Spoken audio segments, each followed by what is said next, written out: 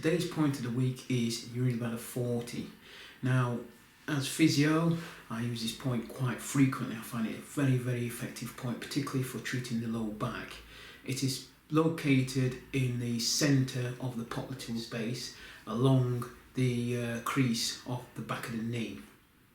Now, it is important with location that you do measure it out correctly and palpate to locate this point.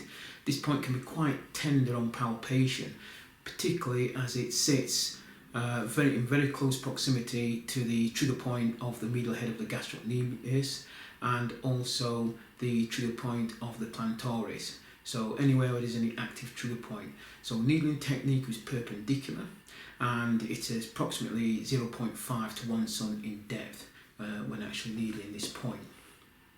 Its indication is merely to deactivate the trigger points that may well be located, particularly where it's referring pain into the calf, and in some cases pain may radiate into the ball of the foot.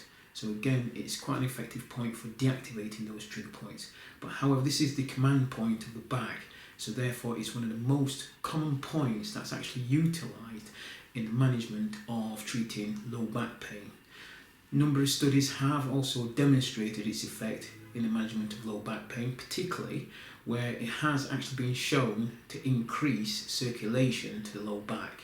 So when it's been compared with other points such as gallbladder 34, both has been shown to increase circulation to the lower back, but however, urinary bladder 40 has been shown to be much more significantly effective at increasing circulation to that area of the back. So highly recommended for treating low back pain, particularly in cases of acute low back pain, chronic low back pain. And in case of acute, you may well find again that point will be tender on palpation when assessing for acute low back pain, therefore indicating it is a point that needs to be needled.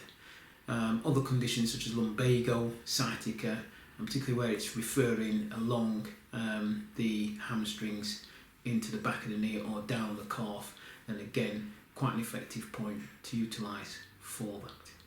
So I hope you get some success from using that yourself. I mean, I've had many success from utilising that point in both acute and chronic low back pain, so it's a highly recommended point.